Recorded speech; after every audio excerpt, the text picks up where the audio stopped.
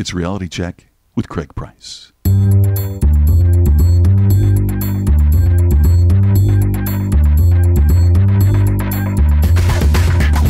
I'm an idiot. 4 minutes in and I'm already wrong. I'm like a monkey. Hello, look at me. Craig, shut up. Hey, I need you guys to do these things. I'm Craig Price, professional bastard. Nice to meet you. Welcome to Reality Check with Craig Price. As always, I am Craig Price. And this week, Patrick Allmond checks in to talk online marketing. Right off the bat, thanks for downloading the podcast. I certainly appreciate your time. And if you're a first-time listener, welcome. It seems my online marketing worked with you, so that's a good sign. Which is amazing, as I have a hard time grasping online marketing as a whole. Because online marketing isn't just social media. It's anything. Anything online you use to market with, be it social media, your website, Google AdWords. I mean, there's a lot more to it, but that's why I brought Patrick on. But before we get to Patrick, let's do a little bit of marketing on my own.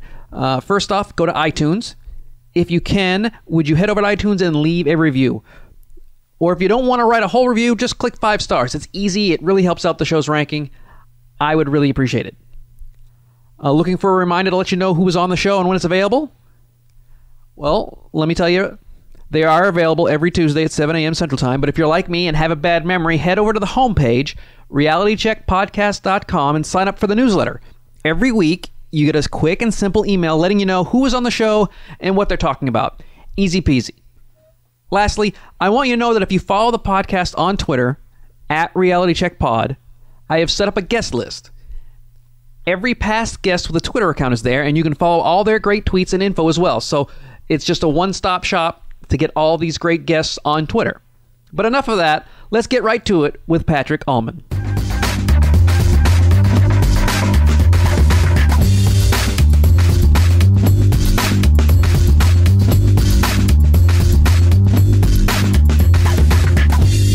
I'm not a big fan of marketers. I kind of find them weaselly at times, and I find that internet marketers in general tend to be more weaselly because, unlike yourself, there's a lot of people who just think, "Hey, I have a web page. Hey, I know how to tweet.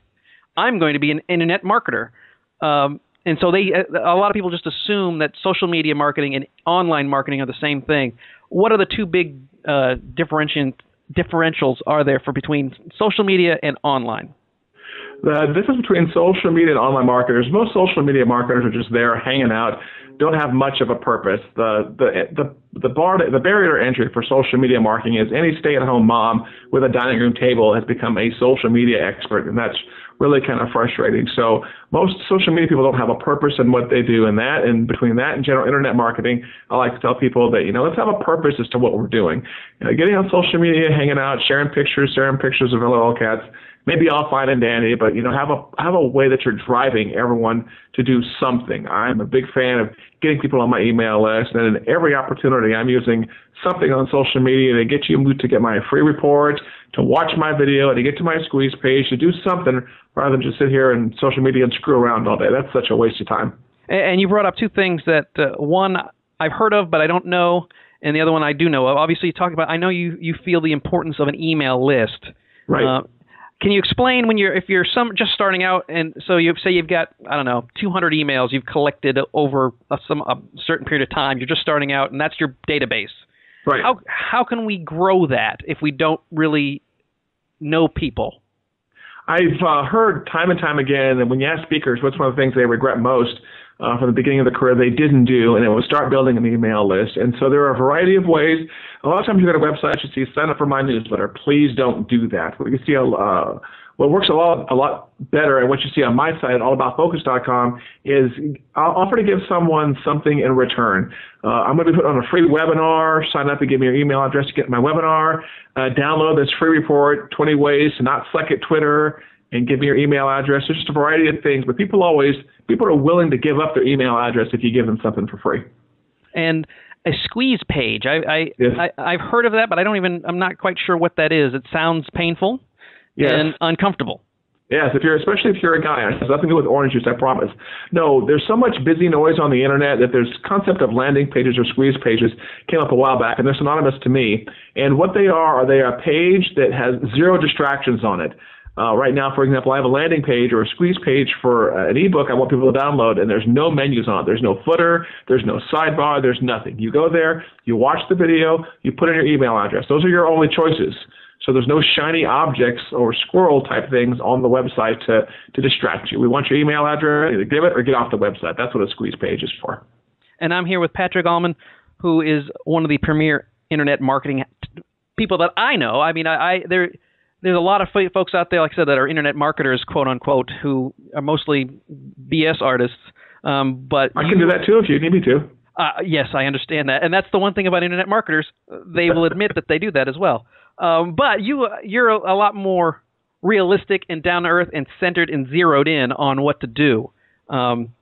These landing pages, because I've seen them, and a lot of them just seem to be like a huge page. It's not just a regular page. It's like a page you scroll, you keep scrolling, you keep saying, wouldn't you want this? Wow, you want this? You need this. And then at the very end, it explains it's $99 or an email. And so what goes into a good landing page? A good landing page, what you're talking about is more of like a sales page. The landing page, there's a short form landing page, which is there just to get your email address, and there's a long form landing page. And the long form landing page is almost the equivalent of like an internet infomercial. You're going on, there's the Ron Popeil, it slices it, dices it, circumcises it, makes mounds and mounds of julienne fries. And the whole point of that is by the end of the page, you should have zero questions. You know about the money-back guarantee. You know about all the testimonials. You know that you buy one, you get one free. There's just all of your answers at the end of one of those long pages. All your questions, should have been answered. So at the bottom when you know the price, you have your wallet out and you are ready to go. Yeah, it's definitely got a one of those slap chop feels to it. It's just exactly. It seems to go on and on and on, and it's all marketing terms. How effective are those? Because I mean I see people do them, and people I wouldn't expect to use them. Is it an effective tool? Is it something that you should be doing? I think if you get the right copywriter involved, it's a great tool. I just hired a lady on board who's a terrific copywriter, and I'm not the best copywriter, and copywriter specifically is good about convincing you to take your wallet out and take your card out with the right copywriter, and you get enough testimonials, and you get smiling customers on there whose lives have changed and the world's opened up to them because they bought your product. I think it works wonders. And a lot of times what I do is I'll set people up to the kind of like pay-per-click advertising, drive them to the landing page or the sales page, and then encourage them to get out their wallet. So yes, I think they can be great with the right copywriter. Okay, so what should we be looking for as far as copywriting then? I mean, do we want all these big salesy terms? And I understand testimonials are huge, and that is one of the few things, if you can actually tell me who it is. If you just say Dave from Syracuse, that's a useless testimonial. Right. If you can say Dave Smith, CEO of ExxonMobil, and I can verify that, right. That's more relevant. So I understand testimonials, but what are some of the key things you want in a landing page? Some of the key things you want in a landing page, I would say, are, in addition to the testimonials, ways that the product can be used, problems it solves, maybe addressing their pain points. A lot of times you'll see a sales page start off with, doesn't it suck that this happens, or aren't you tired of this? Aren't you tired of the halitosis that you're giving to your friends around the world? And then it starts with the whole pain point, and then goes on down to there to basically tell you that this product is going to solve every single thing. It's going to kill your halitosis. It's going to make the chicks line up to date you. It's going to help start your car. It's going to make your car more gas efficient. It's going to save you thousands of dollars a month. So by the end of the time, you're just, I'd be an idiot to not buy this. That's the main objective, I think, for most of those sales pages, is for you to feel like it would be stupid for me to close out this page and not buy this thing. And now with you, I understand you're more dealing with, let's get conversions, because I know a lot of people just think web traffic equals sales and equals, if the more people come, the more people buy, but that's not necessarily true. No, that sucks. No, I'm all about, like you said, I'm all about the conversions. Web traffic is okay, but people on the internet have a very short attention span. So you get into your website, they're going to get poking around, and thanks to the wonder of tab browsers, they get distracted very easily and they move off. And I'm all about finding ways for people to stay on there, multiple clicks, finding ways for people to stay on my website minutes instead of seconds. The traditional web visitor is only about 20 seconds. and getting them someplace where I can grab their information and stay in touch with them. And then eventually I'll sell to them. But any visitor that comes to your website and you don't have a chance to grab their email address, it's kind of a waste of time of your website. So how can you keep them on for less than 20 seconds, for more than 20 seconds? If they're going to be on so quickly, what jumps out at people to make them stick to your page or to your website? I would say related information to the current topic that they're viewing. If you have a blog post up that's talking about the latest shoehorn, let's say, and you have a blog post about this shoehorn and it's made of a certain material, it's the greatest one in the world, maybe towards the bottom of the blog post you have something that says, here's of our other blog posts on shoehorns, or here's some product pages about our shoehorns, or here's the top 10 ways you can use a shoehorn in a fight in an alley to save your life. More related information.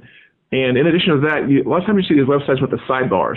When the sidebars have those free reports I was talking about, or maybe links to other resources on your website, it's kind of a bizarre combination, because you hear about websites, people wanting websites to be more simple, but the simpler websites oftentimes don't keep people on them. Some of the ugliest, busier websites are the ones that have the longest retention times. So it's kind of going to have to be kind of a balance in between related information and just not overwhelming people. You can see for some reason, the age of the ugly website has not died. They are still out there. Well, it's easier to make an uglier website than a pretty one, and I can't think of a more exciting product than shoehorns. Man! So you sharpen a good shoehorn. That's good. I'll get on a knife fight any day of the week. So all 7 people who are really into shoehorns will find your website eventually. There's got to be a shoehorn fetish person out there someplace. I don't want to know about it though. You were talking about some chart that you've made or you've found or you've created that shows the importance of online marketing. Can you talk about that chart a little bit?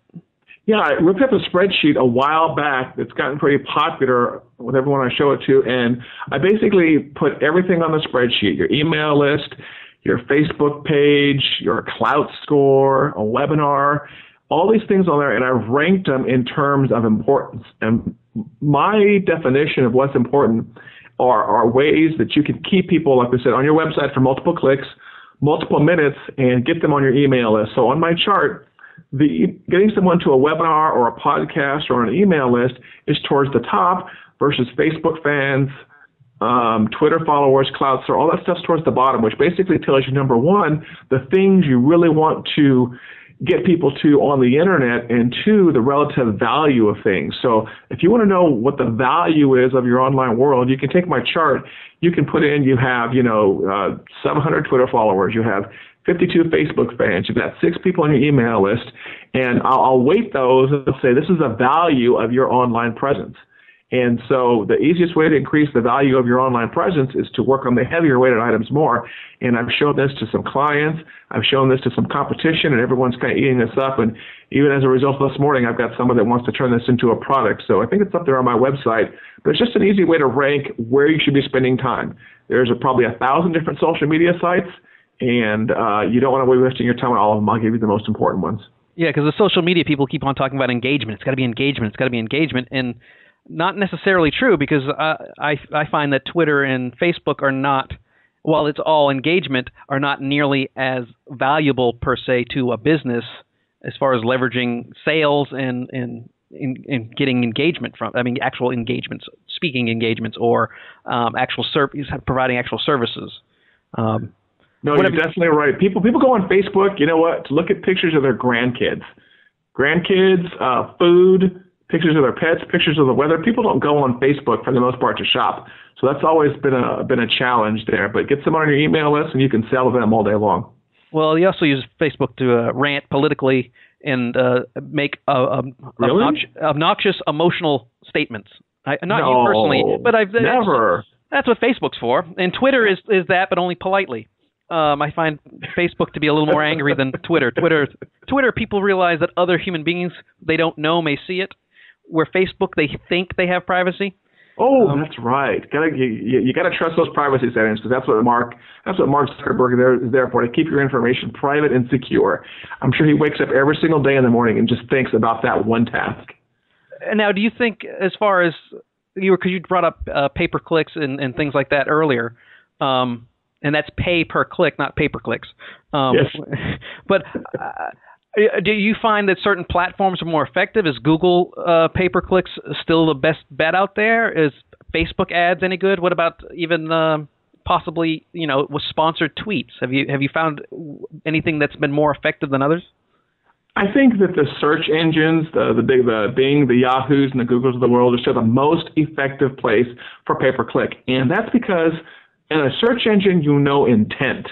You can do pay-per-click advertising on Twitter. You can do pay-per-click advertising on Facebook. But again, the problem is people on there look at jokes, to rant about politics, to rant about religion, and to see pictures of their grandkids. They're not there because they're looking for anything to buy. So if you want to go out there and shop for, blue high water corduroy jeans, you type that in Google, it's going to give you all the resources for that, and you can buy those words. And that person's looking for them. You're looking to sell them. You buy those words. It's a match made in heaven. On Facebook, all you can do is advertise to someone based on their age, their sex, their college education. It sounds more like an ad dating service, to tell you the truth, than it does like an actual ad platform. And so we're seeing Facebook just starting to find more and more ways to get their nose all up in our business with their advertising. And there's just horrible targeted advertising on Facebook and Twitter. So search engines are still the way to go. Now, but the problem I find with Google is that if you're in a very competitive market, a lot of those keywords, they're not 25 cents a click or 10 cents a click. They're like $9 a click. And you got to prepare yourself to spend a lot of money because you to get the best words, a lot of people have already taken them or have already, I don't know how they drive the price up, but it's such a popular term that it can be very expensive. It gets really expensive. How can you fight that, especially if you're late to the game? One of the things I would tell people to do is do a lot of research on your keyword phrases before you choose which ones to use. And the way you can keep your costs down, to tell you the truth, is don't look at anything less than about 3 words.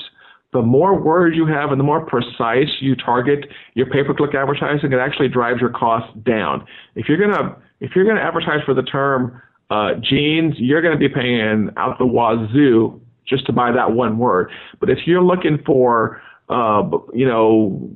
stone-washed blue jeans, stone-washed boot-cut blue jeans, things that are longer phrases, you're going to have a better pricing scheme when it comes to pay-per-click. And another way you can do this is to look at the things that accidentally bring people to your website.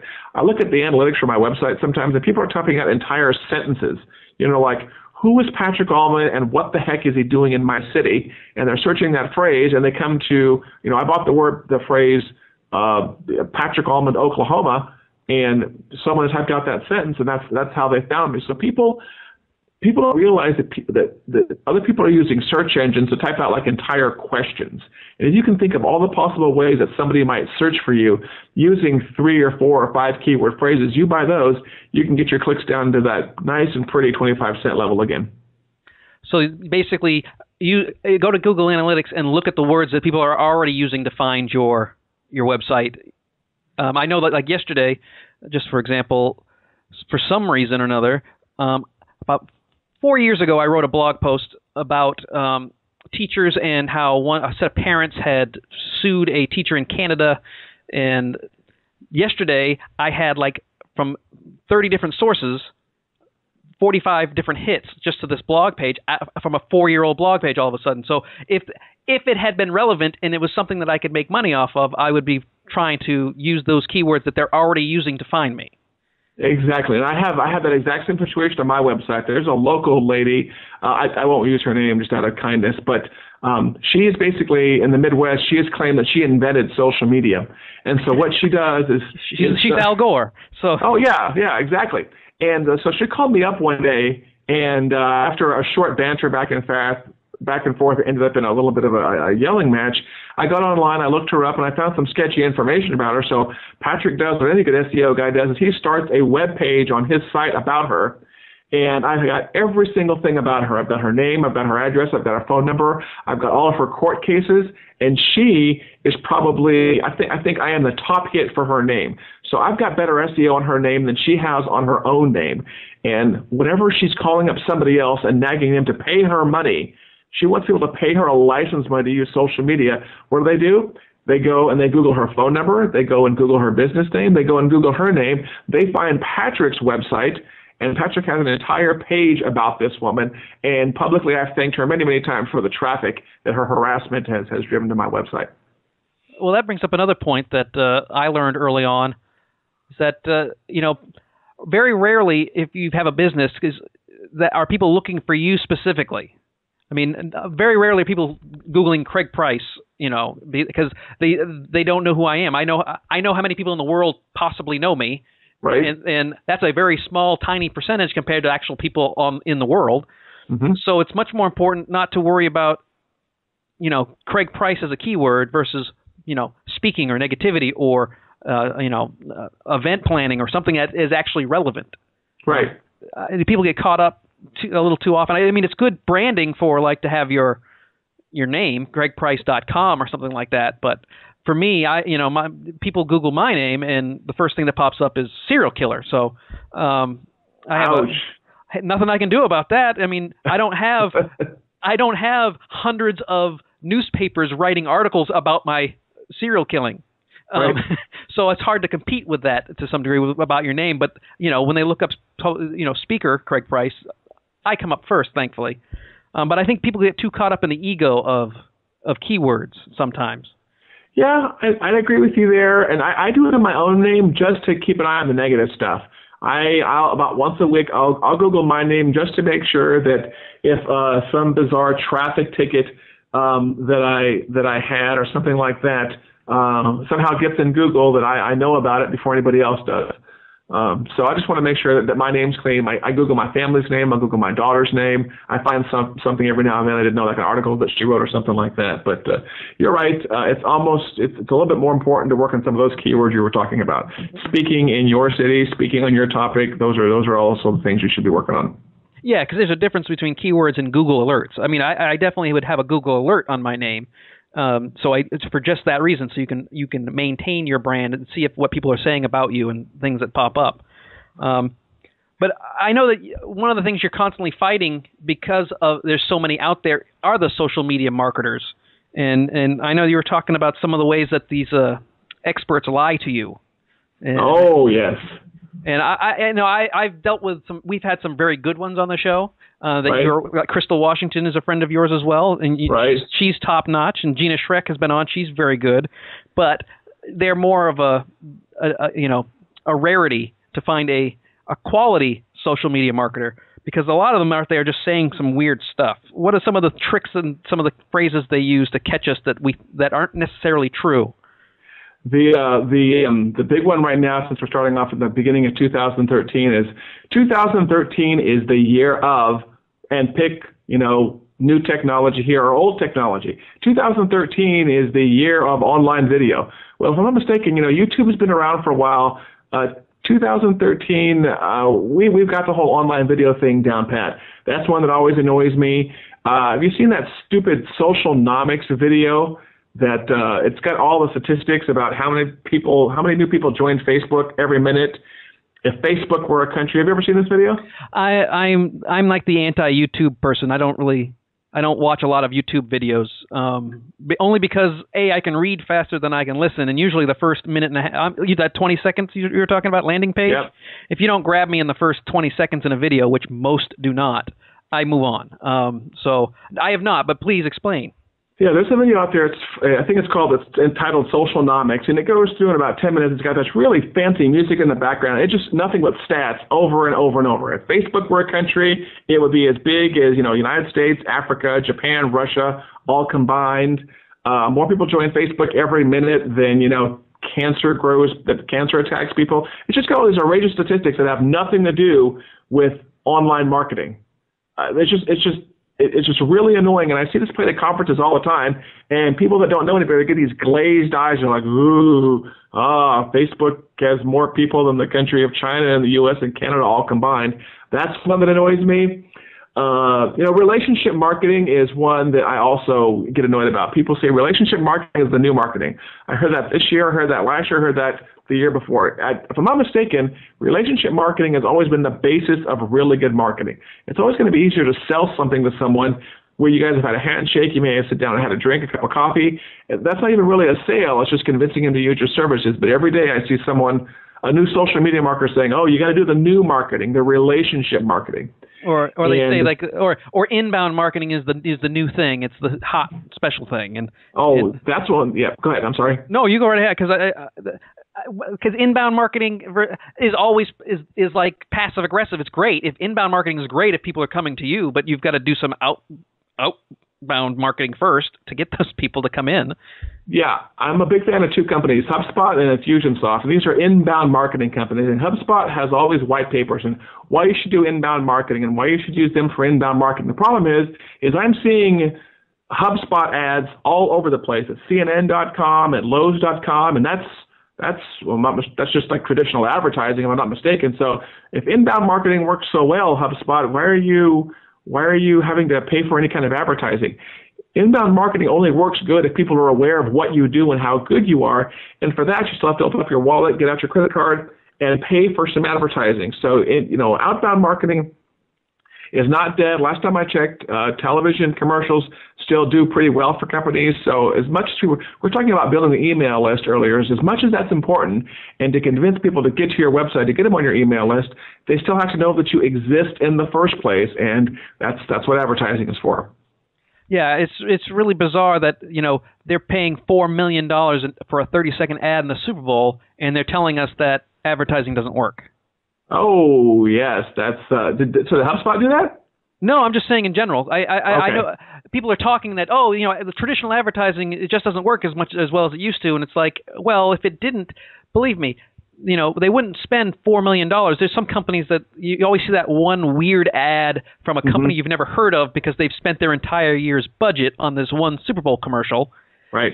Because it works. Right. As I say, the one coming up is the Doritos one. Have you seen the Doritos Fashionista Dad one?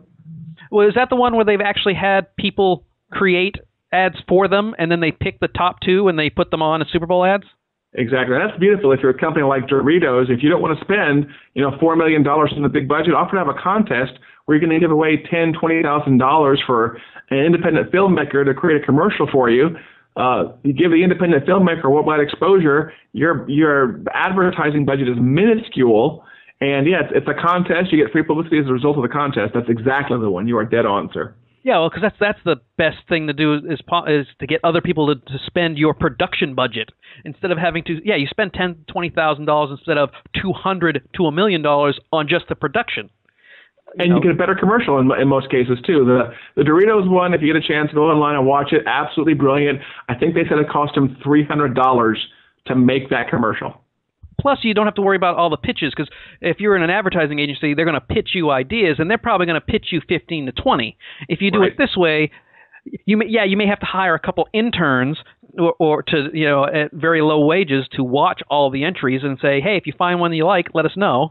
And now instead of having that 10, 15 that are supposedly polished that may not work anyways, you've got 150 to 200. So right. The best work does not always come out of an advertising agency, and we've seen that time and time on the internet. The internet's the great equalizer, and there are just some independent guys that put out some brilliant stuff.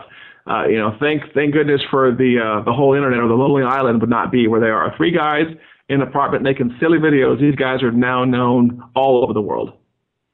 Now, before I let you go, because we're getting short on time, and there's hundreds of things we could talk about. What is the single biggest mistake that you're seeing that we haven't already talked about that people are doing when it comes to online marketing?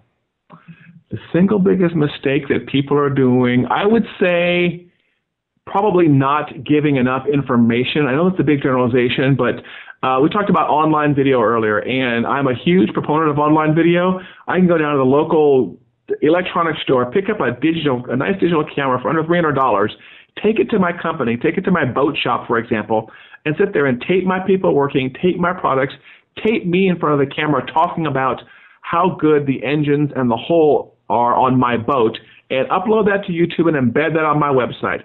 At most, that might take a couple of hours, but again, we're talking about that low-end advertising budget, that low-end marketing budget. If I am shopping for boating supplies and I go to one website that has a video with the owner talking about the product and showing me details about the product and why it's better than their competitor's product. I go over their competitor's product, and their competitor's product has a supermodel on the front page holding the boat motor and pointing to the boat in some static pictures and long form text. I am much more apt to watch that video over and over, and if I watch that video, I know who the guy is that runs the company, and I know exactly what the product looks like that I'm going to buy. So people not taking advantage of video to talk about themselves and talk about their product, I think, is the biggest mistake people are making right now. Well, I understand that a lot of people love video, and I mean the stats and also, quite frankly, the younger buyers prefer video. Is there a way to optimize it better? Is there something that they were not doing with the videos to optimize them? I mean, I know that mobile seems to be the next big thing, or is the big thing right now. Right. Is there a way to optimize these videos on YouTube or on your website to make them more findable? It's the same SEO that you're doing over on your website right now. Make sure the title is good. Make sure the description is good. YouTube has gotten really good about being able to automatically transcribe the audio of your YouTube video into text. Yes, it's gotten really good. Talk to me about that. That's what I want to hear, but I've never heard that before, about transcribing they actually transcribe the audio. Yeah, if I go to my YouTube channel right now, I pick any one of my recent videos, and I say, show me the transcription. It'll let me download a text file. It's just time-coded, which is word by word the video that I just uploaded. Now, it's not perfect, but if you go through and you clean up a little bit in your word processor, it's going to be pretty close. So you talk about SEO value, you embed that YouTube video on your website, and you grab the transcription that YouTube has already done for you for free. You put that on your website, and you've got the SEO value to that also. And in addition, what they can do is they can also just display that transcription on the video while the video is going. So you can have the volume down, and someone can be watching your video and watching the transcriptions. But yeah, YouTube is doing this for free now. I think that's worth the whole podcast right there. That's great information. No, I had not heard that, and I know that's especially if some of these longer videos, to get it transcribed, especially after the fact, can be quite costly. Right. If you do it on your own, if you outsource it to somebody. So now, Patrick, where can people find you? Because listening to you, you've got so much more that you've got to tell the world. Where can people find you? Of course, you can just Google my name, and hopefully my arrest record won't come up. Just Patrick Allmond, Allmond. On Twitter, I'm at Patrick Allmond, all one word. Facebook, I believe I'm facebook.com/Patrick Allmond. And I would encourage people to go over to the fan page, which is facebook.com/Focus Consulting, and you'll see my bright, shiny noggin up there. You like that page? Drop me a line. Let me know you listened to Craig's show, and I'll be glad to interact with you. Well, I certainly appreciate you taking time out of your extremely busy day, as it sounds. Patrick, I look forward to seeing you in the next couple of weeks. Probably, hopefully, see you at the convention in Philadelphia. Oh, you're going to bet on it. We're going to sit down, have a drink, and I'll sit in the background and watch you do some more of these cool podcasts. Thanks again to Patrick for coming on. Let's rattle off some online marketing stuff right now. Email me comments, guest suggestions, or questions to Craig at speakercraigprice.com. Subscribe to the YouTube channel if you'd like to listen to the podcast that way. The Facebook page allows you to listen every week right from your feed, if you're one of the lucky 20% to see it. And head to the website, realitycheckpodcast.com, and share your favorite episodes and all the links I just mentioned. Thanks for listening. We'll see you next week.